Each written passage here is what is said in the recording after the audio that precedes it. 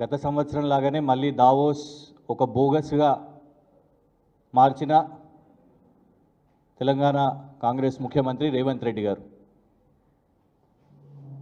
ప్రతిపక్షంలో ఉన్నప్పుడు ఒక మాట, అధికారంలో ఉన్నప్పుడు ఇంకొక మాట. గతంలో బీఆర్ఎస్ ప్రభుత్వం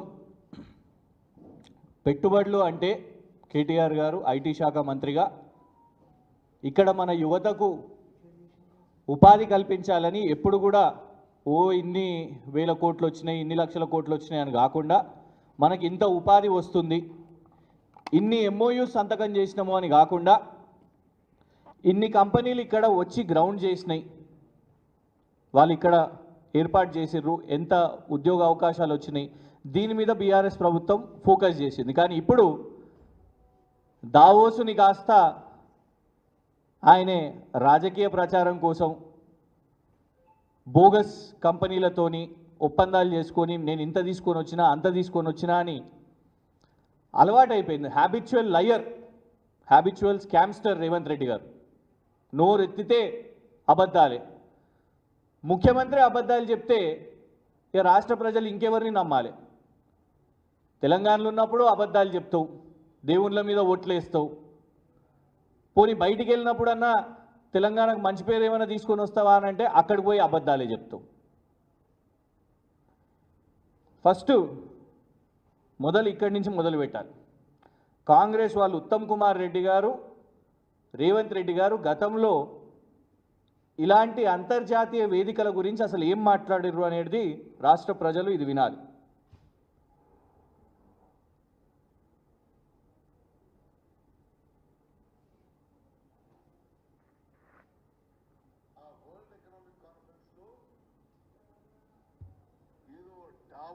వాళ్ళు పిలిచినట్టు ఈయనేదో పోయి అపూర్వ గౌరవం అన్నట్టు మొత్తం పూటకం ఫ్రాడ్. ఆ వరల్డ్ ఎకనామిక్ కాన్ఫరెన్స్ లో ఆహ్వానం కాదు, సాధారణంగా ఎవరు పోయి దానికి ఇంత అమౌంట్ రిజిస్ట్రేషన్ చేసుకుంటే పిలుస్తారు. అపూర్వ గౌరవం అట. వీళ్ళు పోయి ఏదో పార్టిసిపేట్ లాగా రిజిస్ట్రేషన్ చేసుకొని అలా మాట్లాడి వస్తే సౌత్ కొరియా అంటాడు, జపాన్ అంటాడు, అదంతా మన డబ్బులతోనే తిరగడం. అదేం పెట్టుబడి రావడం లేదు, మన్ను లేదు, మషాయం లేదు. విలాసవంతమైన జీవితానికి అలవాటు పడి విలాసవంతమైన ప్రయాణం మన పైసలతో. గవర్నమెంట్ లో ఇన్వెస్ట్మెంట్ చేసే వాళ్ళకు, ఇండస్ట్రీ చేసే వాళ్ళకు ఎన్నో ఇన్సెంటివ్స్ ఇచ్చి ఫ్రీ ఆఫ్ కాస్ట్ లో ల్యాండ్స్ అలాట్ చేస్తుంది. తద్వారా వచ్చే ప్రాఫిట్ ఆ కంపెనీలకే ఉంటుంది, సమాజానికి వచ్చేదేం లేదు. సమాజానికి వచ్చేదేం లేదు, అది కేవలం లాభాలు ఆ కంపెనీలకే వస్తాయి, పెట్టుబడులు పెట్టే వాళ్లకు అని రేవంత్ రెడ్డి గారు. ఉత్తమ్ కుమార్ రెడ్డి గారేమో ఇదంతా డబ్బులు వృధా, మన పైసలతోని ఇతర దేశాలకు వెళ్తుండ్రు, కొరియాకి వెళ్తుర్రు, జపాన్కి వెళ్తుర్రు, అమెరికాకి వెళ్తుర్రు. ఇవాళ మరి వాళ్ళకు వర్తించదా? గతంలో పెట్టుబడులు తీసుకొని రావడానికి ఒక అమెజాన్ని, ఒక ఐకియా అనే సంస్థ ఇక్కడ మొదటిసారి, మైక్రోసాఫ్ట్ వాళ్ళు, ఇట్లా పెద్ద పెద్ద సంస్థలను ఇక్కడ తీసుకొని వచ్చినాం. ఒక ఫాక్స్కాన్, ఇవాళ మీరు పోయి ఎవరితోనైతే రిబ్బన్ కటింగ్లు చేసి ఫోటోలు దిగుతున్నారో, కోకోకోలా కానివ్వండి, ఇట్లాంటి సంస్థలను తీసుకొని వచ్చినాం. ఇక్కడ ఆల్రెడీ అవి కనబడుతున్నాయి. దాన్ని మీరు తప్పు పట్టిర్రు. కానీ ఇవాళ వచ్చేసరికి రోడ్ల మీద బ్యానర్లు, హైదరాబాద్ నగరంలో లక్షల కోట్లు తీసుకొని వచ్చినాం. అక్కడ ఫస్ట్ ప్రశ్న ఏంటిదంటే, ఇది రెండోసారి రేవంత్ రెడ్డి గారు దావోస్కి వెళ్తున్నారు ముఖ్యమంత్రి అయిన తర్వాత. మరి గత సంవత్సరం ట్రాక్ రికార్డ్, గత సంవత్సరంలో ఎన్ని పెట్టుబడులు తీసుకొని వచ్చిండ్రు అసలు అంటే ప్రకటన 40,000 కోట్లు గత సంవత్సరంలో మేము తీసుకొని వచ్చినామని. గతంలో మా దగ్గర అధికారులు పాపం బాగుండే, నిజాలు మాట్లాడుతుండే. ఇప్పుడు అక్కడ పోయేసరికి జయేష్ రంజన్ గారు లాంటి వాళ్ళు కూడా రేవంత్ రెడ్డి గారి ప్రెషర్తోనే అబద్ధాలు చెప్తున్న పరిస్థితి. ఏం మాట్లాడిర్రో జయేష్ రంజన్ గారు దావోస్ నుంచి 2 రోజుల క్రితం, ఇది కూడా వినాలి.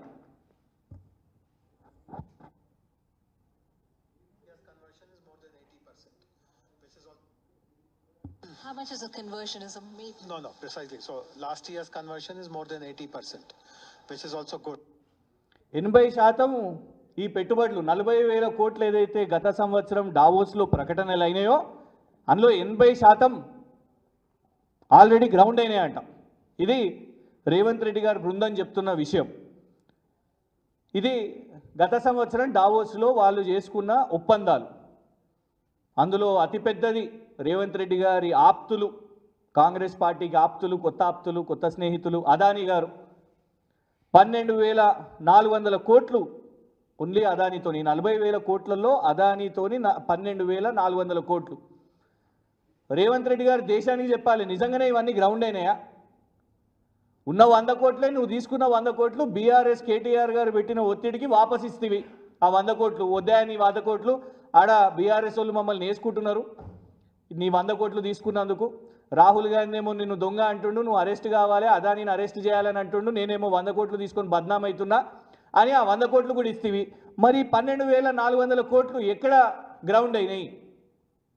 ఎట్లా చెప్తావు నువ్వు 80% పూర్తయిందని? ఇంకోటి గోధీ ఇండియా. ఆ గోధీ ఇండియా లాస్ట్ టైం కూడా మేము చెప్పినాం, కేవలం 27 లక్షల ఫైనాన్షియల్స్ ఉన్న కంపెనీ, 27 లక్షల రూపాయలు యాన్యువల్ ఫైనాన్షియల్స్ ఉన్న కంపెనీ. ఆ గోధీ ఇండియా 8,500 కోట్లు పెడుతుంది అని ప్రకటిస్తేవి. అయిందా? దాని ఇంప్లిమెంటేషన్ అయిందా? అది గ్రౌండ్ అయిందా? కాలేదు. ఎక్కడైంది గోధీ ఇండియా? జేఎస్డబ్ల్యూ గత సంవత్సరం ఉంది ప్రకటన, ఈ సంవత్సరం కూడా ఉంది. అది ఇన్ఫ్యాక్ట్ పాత మా టైం నుంచి నడుస్తున్నది. అరాగన్ లైఫ్ సైన్సెస్ కానివ్వండి, ఊబర్ కానివ్వండి, ఏవి కూడా ఒక్కటి కూడా గ్రౌండ్ కాలేదు. కేవలం ఆ 40,000 కోట్లు ప్రచారానికి మాత్రమే. అన్ఫార్చునేట్లీ రాష్ట్ర వ్యాప్తంగా మీడియా స్పేసు దండగా అవుతున్నది రేవంత్ రెడ్డి గారు ప్రకటనలు చేయబట్టి. మేమే కాదు, సొంత రేవంత్ రెడ్డి గారి immediate next command deputy chief minister ఉప ముఖ్యమంత్రి గారు భట్టి విక్రమార్క గారే చెప్తున్నారు, ఏగా ఎంఓయూలు అంత దండగా ఒట్టి ప్రకటనలే అవుతున్నాయి, అవి ఇక్కడికి వస్తలేవని. ఇగోండి భట్టి గారే మాట్లాడారు. దావోస్లో జరిగేటువంటి ఎంఓయూస్ అన్నీ కూడా ఎక్స్ప్రెషన్ ఆఫ్ ఇంట్రెస్ట్ మేము మీ రాష్ట్రంలో పెడదాం అనుకుంటున్నాం అనే దానికోసం ఎంఓయూ.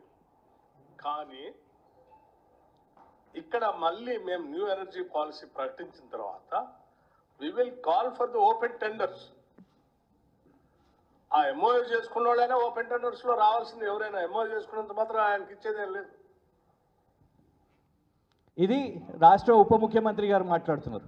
రెడీగా ఉండడానికి తెలుస్తుంది తప్ప ఎంఓయూ చేసుకున్నాడు కాబట్టి ఇస్తామనేది లేదు ఎక్కడ. It is not a binding factor.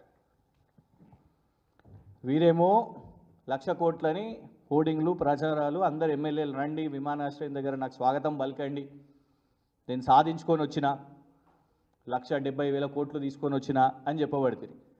Bhatti Vikramarka గారేమో కేవలం అవి ఎంఓయూలు మాత్రమే జరిగినాయి, ఒప్పందాలు మాత్రమే జరిగినాయి, అవన్నీ కూడా రాలేదు.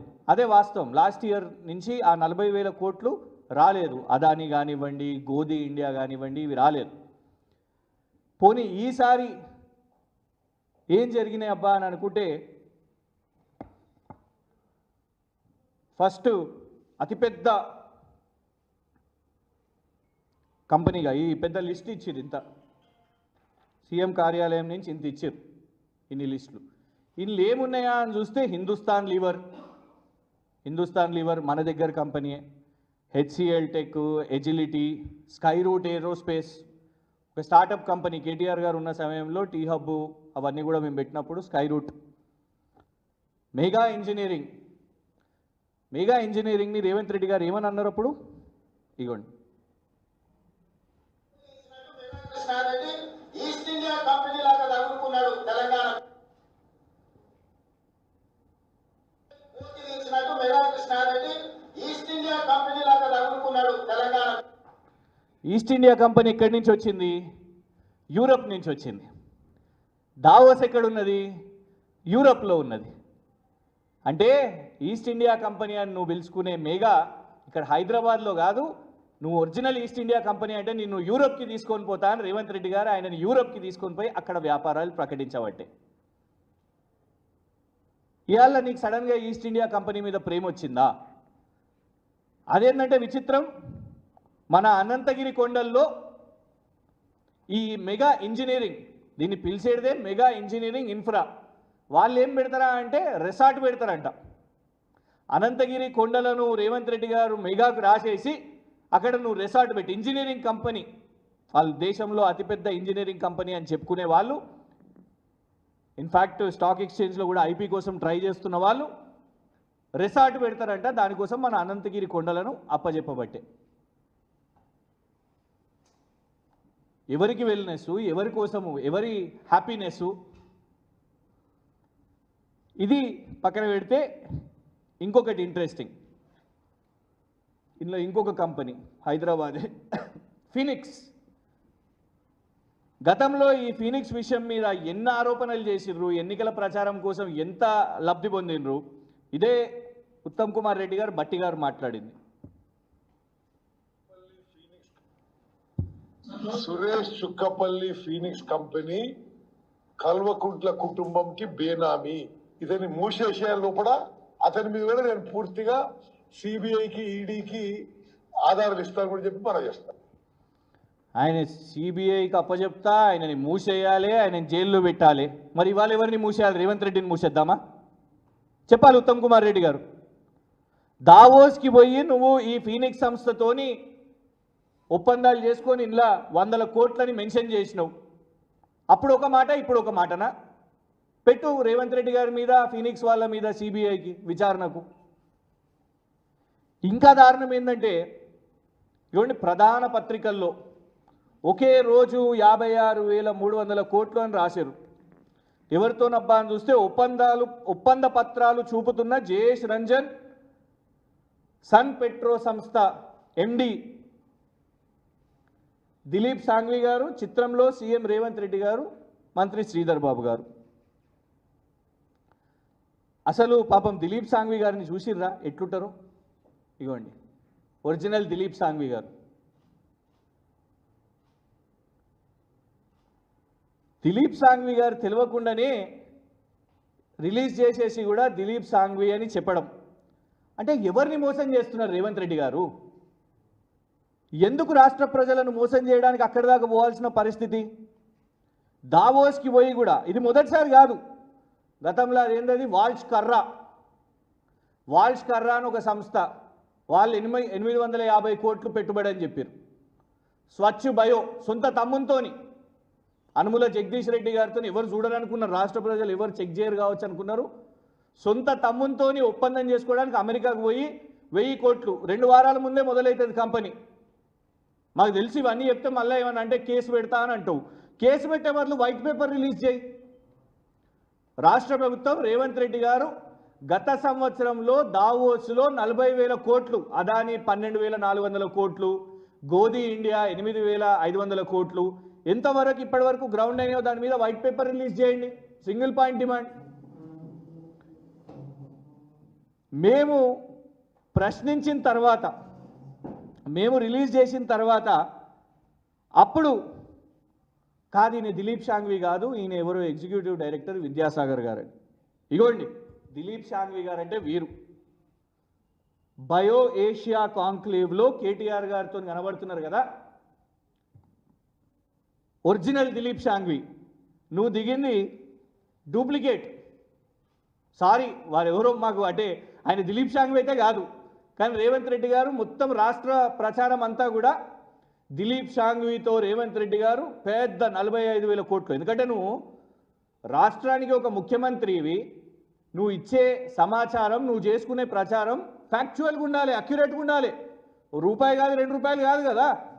45,000 కోట్లు పెట్టుబడి పెడుతున్న సంస్థ అని చెప్తున్నప్పుడు, ఎండి అని చెప్తున్నప్పుడు, నువ్వు చెప్పాల్సింది, రాష్ట్ర ప్రజలకు చూపెట్టాల్సింది ఎవరితోని పెట్టుబడి చేస్తున్నావు. ఒరిజినల్తో చేస్తున్నావా, డూప్లికేట్ ఎవరితోనైనా చేస్తున్నావా? ఒరిజినల్ దిలీప్ సాంఘ్వి ఇగోండి, పక్కన పీయూష్ గోయల్ గారు ఉన్నారు. ఇది బయో ఏషియా కాంక్లేవ్లో సన్ పెట్రోకెమికల్స్ ఎండి దిలీప్ సాంఘ్వి గారితో కేటీఆర్ గారు. మరి ఈయనెవరు? మరి ఈయన దిలీప్ సాంఘ్వి అయితే మరి ఈయనెవరు? మరి ఎందుకు పిచ్చోళ్ళని చేస్తున్నారు అందరినీ? ఎందుకు అబద్ధాల ప్రచారం? అది ఏం ప్రేమను? సింగపూర్కి పోయి మళ్ళా ఈ ఓమర్ షేజాద్ అనేట ఆయనను మళ్ళా కలిసే, మూసీ కాంట్రాక్ట్ ఇచ్చిన ఓమర్ షేజాద్ ఒక కాంట్రాక్టర్ కోసం సింగపూర్ దాకా పోయి, రేవంత్ రెడ్డి గారు కాంట్రాక్టర్ కోసం సింగపూర్ దాకా పోయి రిలీజ్ చేసారు. అప్పుడే మేము చెప్పినాం కూడా గతంలో ఈయన మీద ఉన్న కేసులు, అంతర్జాతీయ స్థాయిలో గతంలో ఉన్న రెడ్ వారెంట్లు, పాకిస్తాన్లో 3,000 కోట్ల కుంభకోణము, ఆయనను ప్రత్యేకంగా మళ్ళీ పోయి కలవడం జరిగింది. పోనీ ఇందులో లిస్టు చూద్దామా అని అంటే ఇంకొకటి అమెజాన్. పెద్దగా చెప్పుకుంటున్నారు అమెజాన్ మేము తీసుకొని వచ్చినాము అనేసి. ఈ అమెజాన్ది కూడా it is an old investment, పాత పెట్టుబడి. ఫస్ట్ అసలు అమెజాన్ సంస్థ అతిపెద్ద campus United states of America తర్వాత అతిపెద్ద క్యాంపస్ దాని ఫెసిలిటీ ఇక్కడ నిర్మాణం చేసింది బీఆర్ఎస్ ప్రభుత్వంలో. దాని దగ్గరుండి పర్సూ చేసి కేటీఆర్ గారు ఫాలో అప్ చేసి కేవలం అదొకటే కాదు, ఆ తర్వాత కూడా 2020లో చాలా స్పష్టంగా ఉన్నది. 2020 ఇగోండి అఫీషియల్ ట్వీట్, వాళ్ళు పోయి చెక్ చేసుకున్నా కూడా క్లియర్గా కనబడుతుంది. 6 నవంబర్ 2020 అమెజాన్ వెబ్ సర్వీసెస్ వాళ్ళతోని, ఎందుకంటే అప్పుడు కోవిడ్ కూడా ఉండే కాబట్టి అందరూ వర్చువల్ కాల్, అమెజాన్ వాళ్ళు, వాళ్ళ పై అధికారులు, కేటీఆర్ గారు, పక్కన మీ బృందంలో ఉన్న జయేష్ రంజన్ గారు. అప్పుడు 20,761 కోట్లు అమెజాన్ వెబ్ సర్వీసెస్ వాళ్ళు. దాని తర్వాత అక్కడికి ఆగలేదు, 2022లో కూడా హైదరాబాద్ డేటా సెంటర్ కోసం అమెజాన్ వాళ్ళు ప్రకటించడం. అంటే ఒక్కసారి ఒక కంపెనీ ఇక్కడికి వచ్చిన తర్వాత అది ఎక్స్పాండ్ చేస్తూ ఉంటుంది.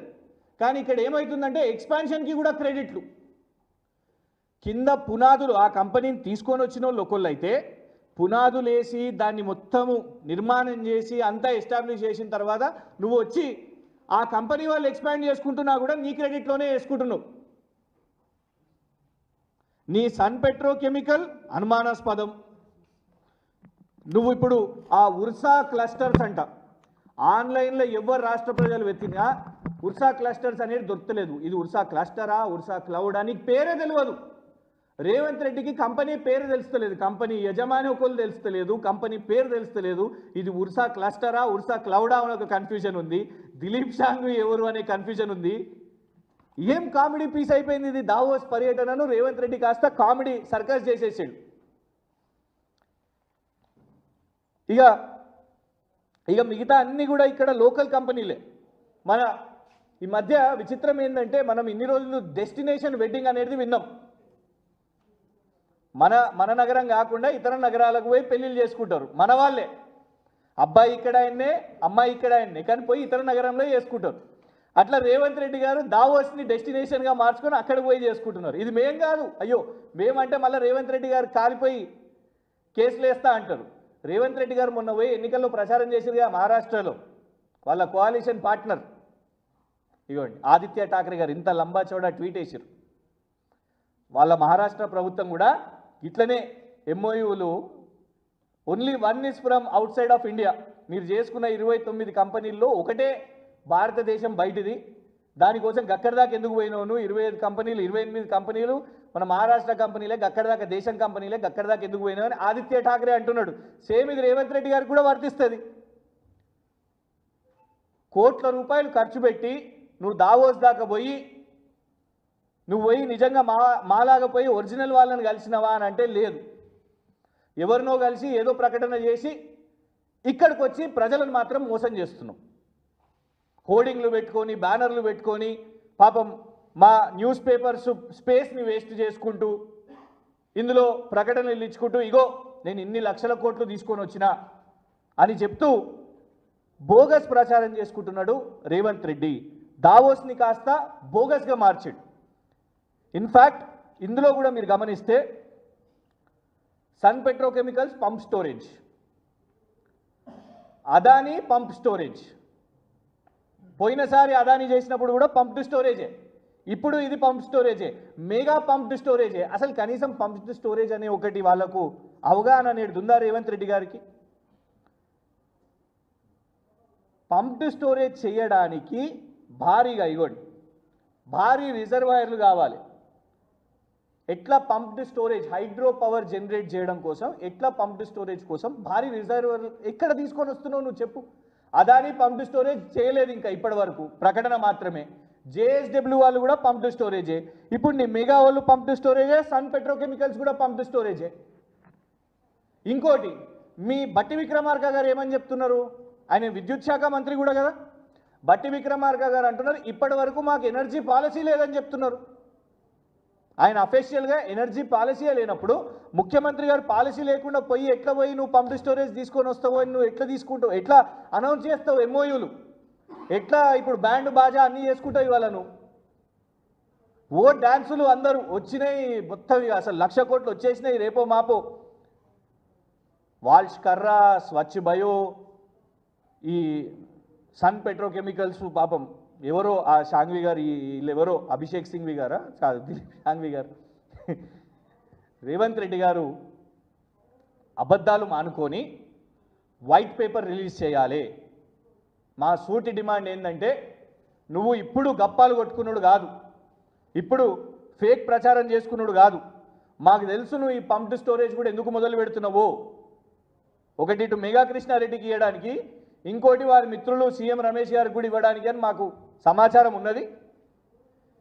ఈ ఓమర్ షేజాద్లను, ఈ మిగతా ఈ బోగస్ కంపెనీలను ఒక ముఖ్యమంత్రి స్థాయిలో పోయి నువ్వు కలిసినప్పుడు నిజంగా ఇవాళ జాతీయ స్థాయిలో అవమానం అవుతున్నది. రేవంత్ రెడ్డి గారు గతంలో పోయినప్పుడు ఏదో న్యూక్లియర్ చైన్ థియరీ అని చెప్పారు. ఇది ఎక్కడ పంచాయతీ, న్యూక్లియర్ చైన్ థియరీ ఏంటిది అని. ఏమన్నా తెలంగాణలో న్యూక్లియర్, అమెరికా వాళ్ళు పరేషాన్ అయ్యేటట్టున్నారు. న్యూక్లియర్ టెస్టింగ్ ఏమైనా చేస్తున్నారా తెలంగాణలో? న్యూక్లియర్ మిసైల్స్ ఏమన్నా జరుగుతున్నాయి? ఎందుకంటే అమెరికా వాళ్ళు కూడా అలర్ట్ ఉంటారు. మన దగ్గర పోక్రాను ఇవి అయినప్పుడు ఇవన్నీ ఉంటుంది కదా, అంతర్జాతీయ అంశాలు కదా. సడన్గా ఈ ముఖ్యమంత్రి వచ్చి దావోస్లో వచ్చి న్యూక్లియర్ చైన్ థియరీ అని అన్నాడు. అదే అయిపోయా. ఈసారి ఐటీ వాళ్ళని అందరిని అవమానపరిచారు. మేము ఓన్లీ కేటీఆర్ గారిని కాదు, కేటీఆర్ గారు కూడా బాధపడ్డది ఏంటంటే మొత్తం ఐటీ ఎంప్లాయీస్ని. చంద్రబాబు నాయుడు గారు ఐటీని నేనే తీసుకొచ్చినా అని చెప్తారు. రాజీవ్ గాంధీ గారు కంప్యూటర్ నేనే చేసిన, రేవంత్ రెడ్డి గారే చెప్తారు కదా. చార్ల్స్ బబేజ్ కాదు, Rajiv Gandhi is the father of computers అని రేవంత్ రెడ్డి గారే చెప్తారు. రాహుల్ గాంధీ గారు కూడా టెక్ ఫర్మ్లో పనిచేసారు, back ops private limited. MP కాకముందు రాహుల్ గాంధీ గారు కూడా హీ వాజ్ అ టెక్కీ. కానీ నువ్వు ఇవాళ ఏమని చెప్తావు?